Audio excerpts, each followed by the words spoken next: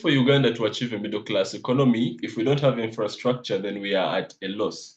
We need that to work out for us. We can't add value to anything that we do, and yet we need to maximize on the value that we bring to the market. We also need to empower education. This could be through systems highlighting that people need to study STEM, highlighting that people need to read, we need to have a reading culture, highlighting that beyond the classroom, there are certain skills that you must have. Everybody, welcome back to the podcast on Uganda. Today, we are so excited to have Baron Ochola, who is multifaceted. He's young, but he has been able to do some amazing things. He is on the communications team of Toastmasters Uganda and East Africa. He's also part of the communication of a group that is as big as 600 for public speakers. I really want to get to know how you got into marketing before we get into the Toastmasters and communications. How did you get here? Where did you start? Thank you so much, Agi. My journey into marketing, it started from music. I am a polymath. I do rap, I do many other things. In trying to market my music, I realized there's something here. That led me down the path of realizing how do you get into marketing? And the first thing for me was communications, comes graphics design, public relations, and then finally into marketing itself. It would be unfair to start this episode without you giving us a jingle. I could do that. Let's do it. It goes like, I went up on my heart and Solane, my heart Solane, spite of demonstrat Solane, to get me up influence and lead gasoline, making high jumps practically straddling. Now when they come raising bars and raveling, is rattling, but what's most startling is rather when they play, they don't like to win. Okay, I like the rhyming. All I had was Celine, Celine, Celine. So I think it was intentional to rhyme. Dear Patriots, this is definitely special. We have not had anyone of his caliber on the show. I hope you are seated really tight. Pick a few lessons from him because he's quite different. You got into communications through your passion of music, design, and PR. What is being in the music industry like when you're able to communicate for yourself, as opposed to, say, having a manager? The reason I got into communications itself from the music side is you reach a point where you're very talented, you can get on stage and ow an audience, but when it comes to communicating off stage, you can't do it. When it comes to communicating your product, you can't do it. Leadership and that bit of it. When you are able to speak away from your art, when you're able to go into a room, sell something, a group of people, sell an experience or a product, they're able to understand what your message is, even without the art. It adds a plus to what you're doing. That's how I feel about it. Absolutely. I honestly believe no one can sell your vision more than you can. Every time I encounter people who are asking people to do it for them, I definitely think no one can do it as good as you can. People will be very skeptical on sharing, say, their knowledge with other people. But I also think the way you would execute your vision, your knowledge would be different from someone who has copied the same. I agree with you on that. No matter how much you explain your vision to other people, it will always be yours. And as it evolves, it will be you who understands it better than anybody else. The saying is get someone new, which means put skin in the game. You cannot read a book about swimming and then say, oh, I'm ready for the Olympics. You have to actually get in the pool and practice. So that would be the idea of it. You have your vision, get in the game and execute it. Wonderful. If there's a patriot right now listening in today, you've given us an entry of how you began with music. I now really want to delve on that. There's probably someone who is an artist, who is a creative, who have their talent, and they don't know how to bring awareness to their causes. What would be the tips or advice you'd give to them in order to promote themselves or bring awareness to whatever they're working on? I would put it first to be leadership. As John Maxwell says, everything starts and ends with leadership. So it will come back to governance. You have your product, you need to move it, you need to communicate it. It comes down to how do you lead yourself? How do you position yourself so that other people look at what you are doing as something of value? That's where the tidbits of leadership now come in to answer the question. In leadership, they'll tell you need to network such that you learn from other people. In that networking is where the opportunities come, and it's also where you learn. And then when you learn, you can be able to elevate what you're doing, be it a product, be it music. I recently worked with Golden Marketing, which is a company that works with, and what we had was an activation for Geisha. We had Pepsodent as well as Vaseline. If you have that product, you have to go to the market and you have to speak to distributors, communicate what percentage are they going to get, what is the difference between what you're bringing in and what the usual distributors are bringing in, what does it look like for the customers, how fast does this move. In the middle of that, the products have to come to you. There's a lot of leadership going on. There are teams that you are working with. You have to instruct the team. You go and sell this side. You make sure the product is safe. The driver has to take us this side. In whatever scenario it is, at the end of the day, it comes down to those tidbits of leadership. You're working with a team. How do you motivate them?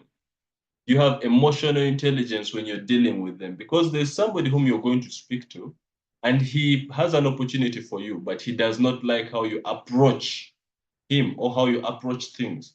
Would you give us a practical approach for the patriot listening in today? If they wanted to approach somebody who has something they need, sponsorship or a job, for those shy patriots. The biggest example would be, what does that person perceive as value? When you're doing public speaking, it's all about the audience, not you, the speaker. When you approach somebody, it's not about you, it's not about the product that you have. It has nothing to do with this. What does the person you are approaching see as value? How can you meet that value? The person, the company wants visibility for their product or for their organization itself. And you have an audience and then you have this product. How do you bridge that gap? That's usually the thing, because everybody wants something. When you work backwards from that, what do they want? What might be the need that they have that I can fulfill? I give them that value, and then from that, I also get value. That's how to do it. I like to call it interest. You need to think of the interest that the people you are approaching really need, and then relate it to what you're having. You talked about the golden marketing.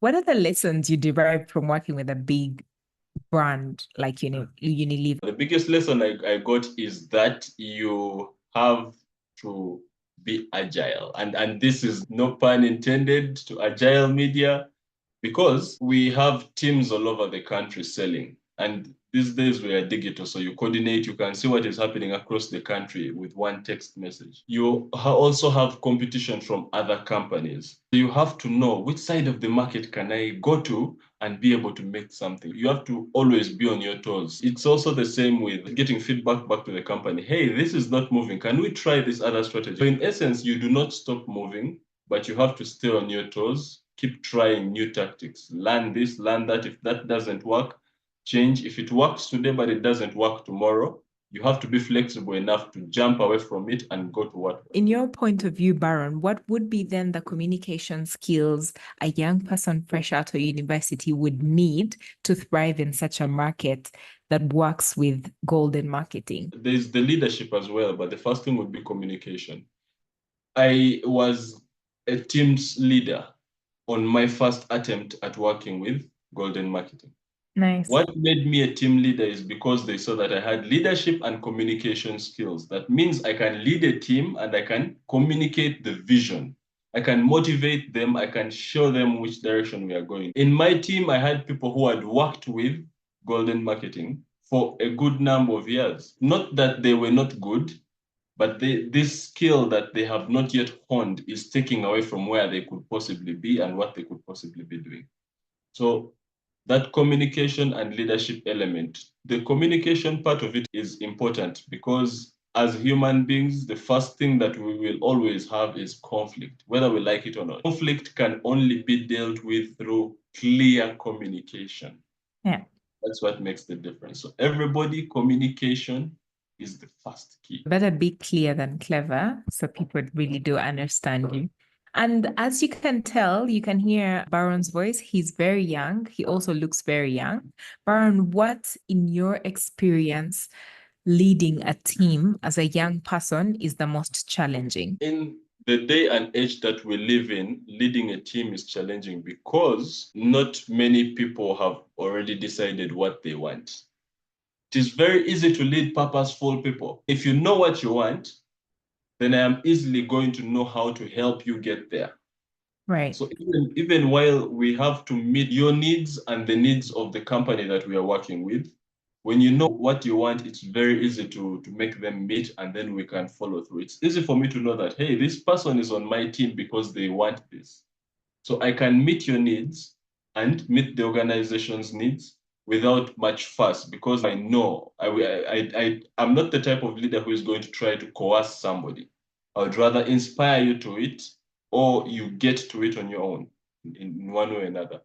And that then really provoked my thinking in the sense that you spoke of when you were working with Golden Marketing, you worked on several brands of Unilever, right? Did you find brands or campaigns that you have encountered along that journey that you thought, wow, that's a good campaign?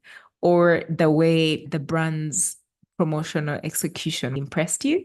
Is there any? It could be one that you've worked with or just those that you're watching from the sideline. The ecosystem of Unilever was what I was closest to because suddenly I had teams all over the country in my network and we were coordinating and the information was all over. That was earlier this year. I worked with Pepsodent, Vaseline, and Geisha, but I saw what they were doing with Royco and I was amazed. It's an item that everybody uses every day. All the items are everyday products. They're called fast-moving consumer goods. You'll find that with a food product, people are going to use it more than health products. You go to a supermarket and you look at how things have been designed, the communication of it, the videos that are introducing a new product. You are on one team and then you're wishing that you were on the other because what would it be like to be a part of that experience? When we market, what we are selling is an experience. It's the same thing with Apple. They sell innovation. They do not sell iPhones. It is only through iPhones, through iMacs that we get the products, but they are selling innovation and that entire charade of it. Speaking of Apple, are there now trends that you're noticing in marketing communication space that you are taking note of or that people around you are taking note of?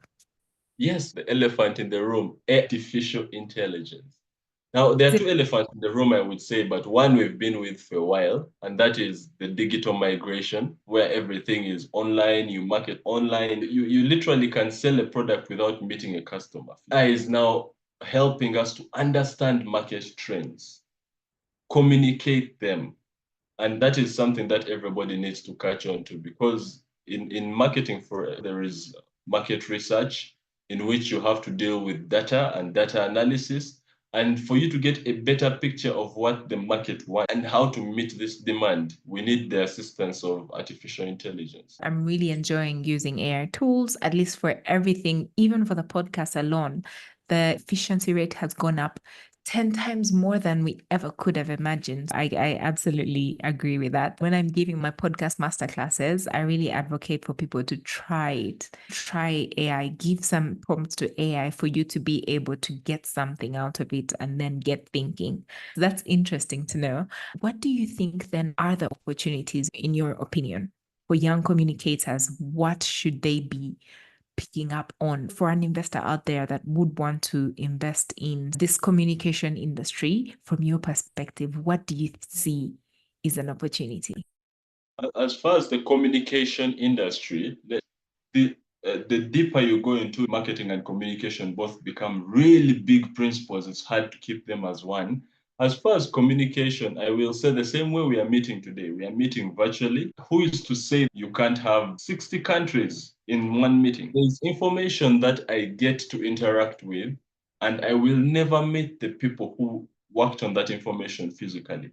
A lot of it even live, and that, to tie the point down, is embracing digital with communication, as long as you can translate the language if there's language barrier, or as long as you can use symbols in some way, it cuts across geographical lines.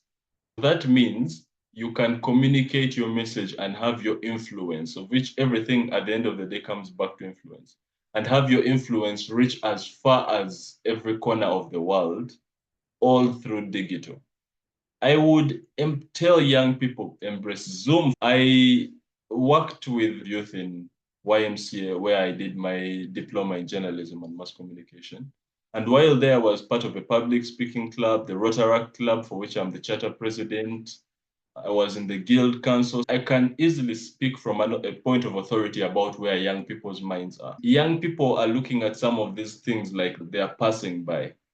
But the digital migration is not going away. The sooner we understand that geographical boundaries only work when we are traveling now and on certain legal issues, the sooner we shall catch up with the world. The information that somebody in Harvard has can be the same information that I operate on in Uganda. Only if I know what channels do I get my information from, how do I reach it, and how do I use it. Fantastic. And I can see that you're also the communications officer at the League of East African Directors. You talked about the digital transformation. What kind of challenges do you face in your several roles? Except for the challenge of time zones, the big challenge is information overload. Because before we got into the information age, it was hard to get information. Getting into a library, you had to have a library card, you had to pay for it. In fact, you had to travel to a district where there was a library. Now we have virtual libraries. It's easier to get this information. You go online, you get the same information a professor would get if they needed. So the problem becomes, how do we use this information? How do we streamline it such that it can be important to us, it can work for us, and can help us make better decisions? A lot of times we struggle with this because we don't know what is real. The second point would be how to stand out in a crowded environment. Now, the media and information have been democratized. Everybody has access to media through their phone.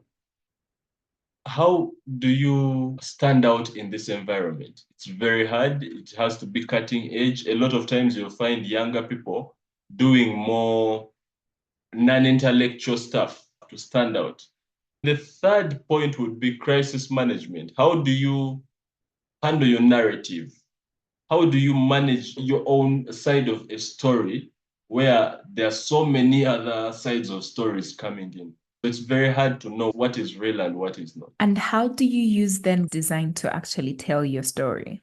What I love with graphics design is many people will not read. They will look at something and then they get a communication from it. With graphic design, it helps to communicate the culture, communicate the heart of a company. How do I know that your company is vibrant if the graphics you're putting out don't look vibrant because the tone of the graphics doesn't look vibrant?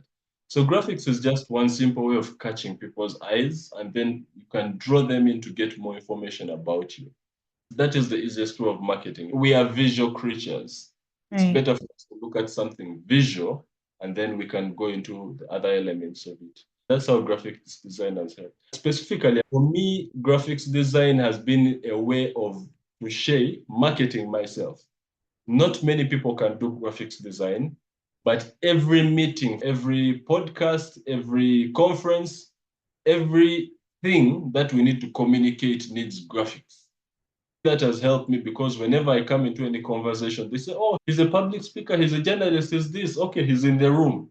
Then later on they say, so who can design these graphics? Then I put my hand up and that helps me get recognized, which gets me a better seat at the table. That has elevated what I do as well. So creating the visuals to help tell a story is also very influential. And the recent guest we had on the podcast also talked about how visuals are actually trending to tell stories as opposed to audio or the others. Because of the same information overload we're talking about, our attention spans have reduced. In fact, we are competing with goldfish, unfortunately. We're competing with goldfish? Yes, the attention span of a goldfish is about 8 seconds. And it's the Okay. same with us because we have so much information that in about 8 seconds, we have forgotten the last topic and we are on to the next topic.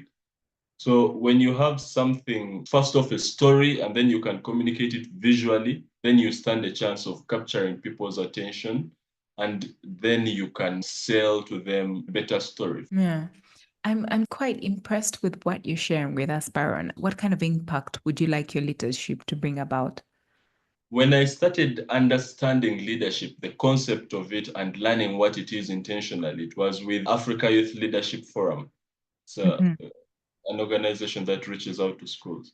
And we were trained two key principles of leadership, which is servant and transformative leadership.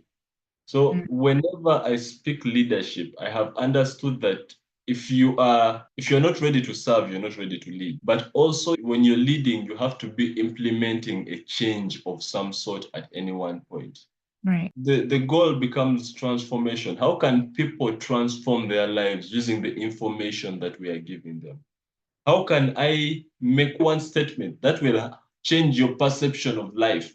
And in 10 years, you'll be able to look back and say, this was a very compelling statement. It got me to look at life differently, or it pushed me to action. I could share one with you. I recently was watching Simon Sinek. I've always heard about how your network is your network. In this incident, he said it differently. He said, the people you surround yourself with will have more impact on your life and your future than your own plans. That shook me because I thought I was the one at the front seat. I thought I was the driver of this. Now I'm realizing that I need to be very intentional about who I surround myself with Yeah. and how I do it, how I come off to them, because that is where my life is. I remember in high school and primary school, this saying was very common: birds of the same feathers flock together. I think people were intentional on who they made friends with because then they knew they would become those people at some point. I really like your angle of impact, servant leadership, and transformative. For the young patriot, for the one listening in today, what does the future look like from where you see it? For transformative leaders, just leadership in general, for young people to be able to express themselves like you do, very eloquent. If I invited you now 5 years down the line on the same episode, what would we be talking about differently? 5 years down the road, I would still be talking about continuous learning because you do not know what information is going to help you at what point. Yeah. The arrogance that I know everything that I need to know does not work. The quote was, the more you know nothing.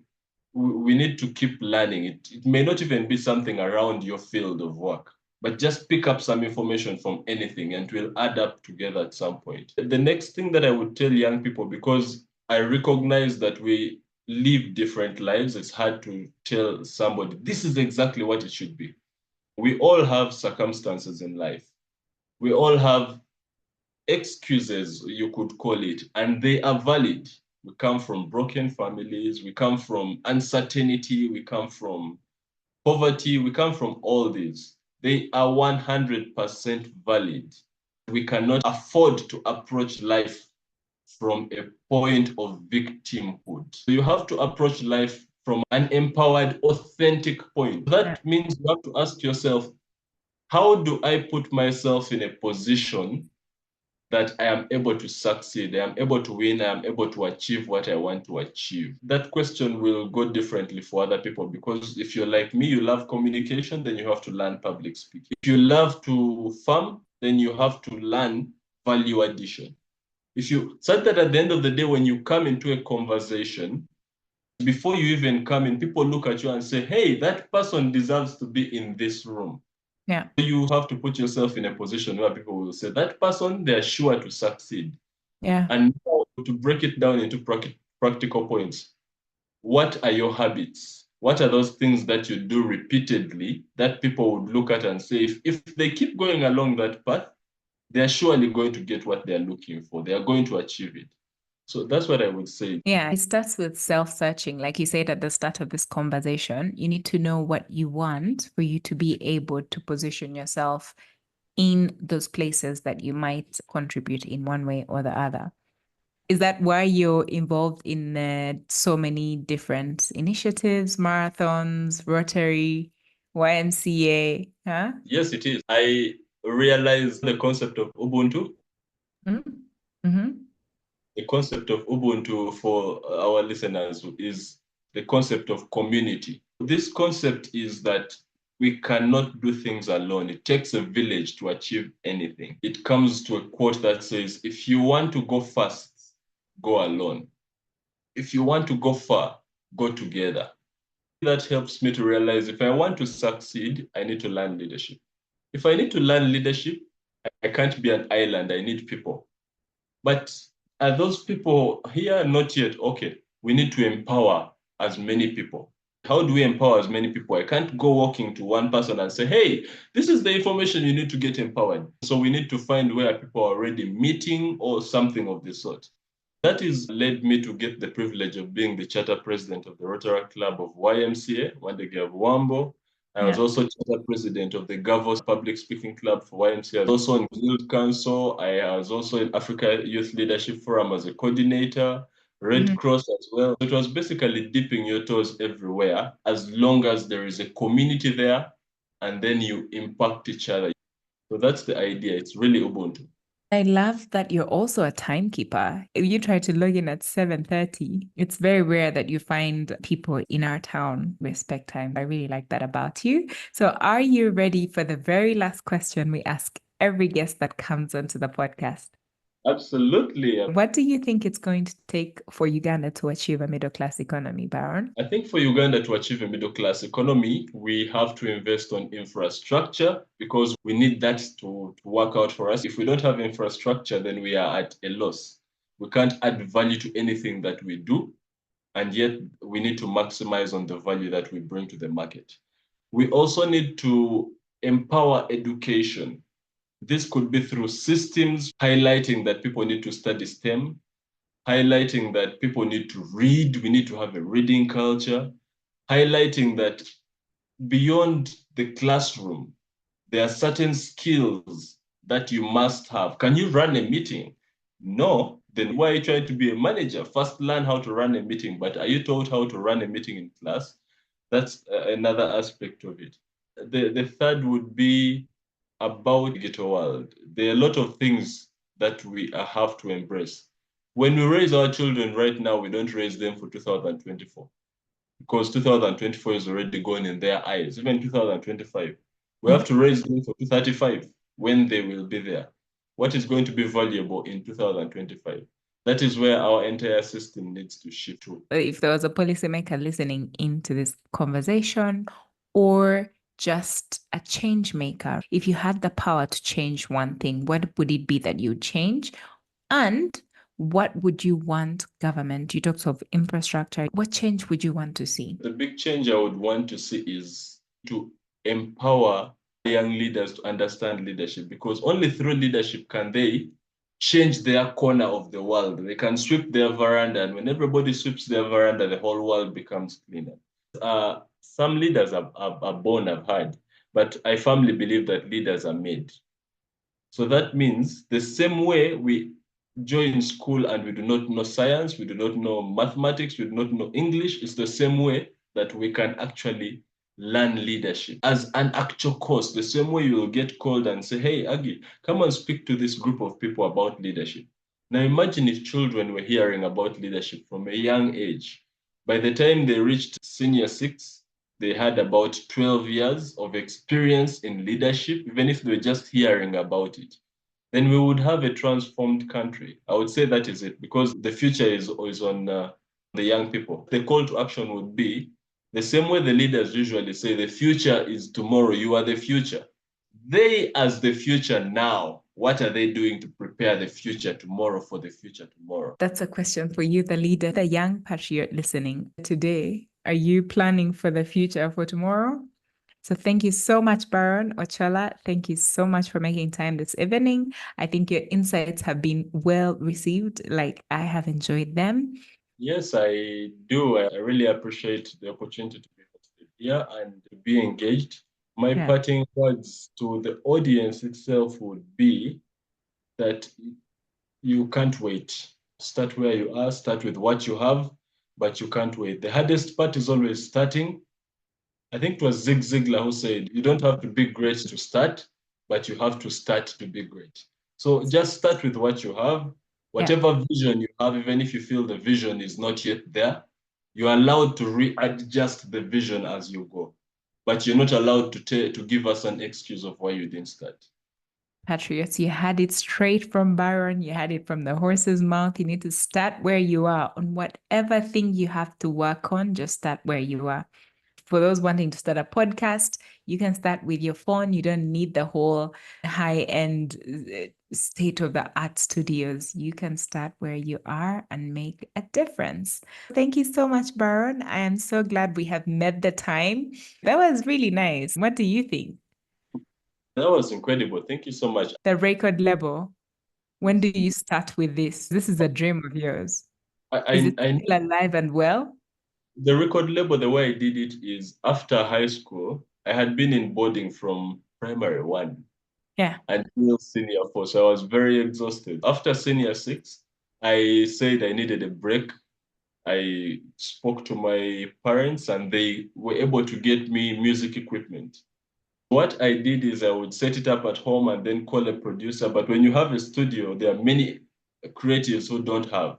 It's like moths to a light. There's so many coming around. And that's where the idea of a record studio came from. So I plan to reestablish it. I plan to also be an artist in it. But the main reason why I do marketing, I do leadership, and all these things was along the way, I realized that is what we need more than anything, especially in the creative industry. And the creative industry, the reason being, whenever there are elections, we have big politicians paying big bucks to musicians to come and pull the crowd. That is true. And then 5 years go down the road and another election comes and another election comes and another, and it's the same musicians. These musicians have what we call cultural significance that the politicians do not have. They seek out for it, and that's what they are paying for, the cultural significance. They pay big money for it. This cultural significance is important because when we ask you, who did you listen to more when you were growing up? Your parents or the music that played on radio and TV? I would say you listen to the music more because they were at work. I listened to P Square growing up. I listened to Radiant Weasel. And whatever they would tell me, I would take as gospel truth.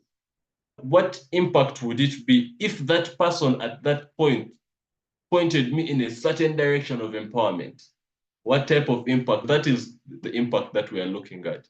If you can have empowered entertainers who are speaking leadership, who look like, then the next generation stands a very good chance. Absolutely. I was part of the team that was organizing the Dance Week Festival 2024. These were all creatives, artists, poets, and so many that were speaking into climate action with their craft. And I 100% agree with you. Creatives, the arts, there's such a voice that can be nurtured around talent, like what you do to profess or just portray what you would want to see. It's amazing. This guy came on stage with plastic like Renzori bottles and black Caveira wrapped around, and he was showing us how he's joking through his dance. And I thought, this is just fantastic at the National Theatre. That was nice to see. And you're absolutely right. The elections are coming up. We're going to see a lot of songs being made by politicians. And just because the arts speaks to the heart, it's more emotional and people are more open, less intruded when they hear that from, say, a favorite musician. That's really good insight. When we look at the US, let's say Forbes list, the richest Black people are all entertainers. Oh, there's Michael Jordan is a sports, but then he also got into business. Sean Carter, his music, but he got into business. Rihanna, she got into business. There's Byron Allen, who owns the Weather Channel and a few other channels. He's one of the few people who is on that top billionaire list as an African American who is there for strictly business but didn't have any entertainment or sports. This goes to show you that while we sit home and then parents ridicule what we are seeing on TV, those people are onto something. There's something they've unlocked. Maybe it is the network they have unlocked, the reach or the ideas. I'm not sure what it is. I will figure it out someday. Yeah. But I think there's something there. We shouldn't ignore it. Brilliant. Where do we find you? If somebody wants to follow up on something you said, on the conversation. Any online site, Baron Ochola. Physically, I usually attend a lot of public speaking meetings or public speaking contests. That is my hobby, Yeah. along with, of course, running marathons. Recently, we concluded the Renzori Marathon, which was an amazing experience. It was incredible. I invite you to attend next year. It was, but Yeah, you have Nick, don't try me because I will beat you to it. oh, okay, this is interesting. Thank you so much. I wish you all the best for now. Looking forward to connecting with you more. Wonderful.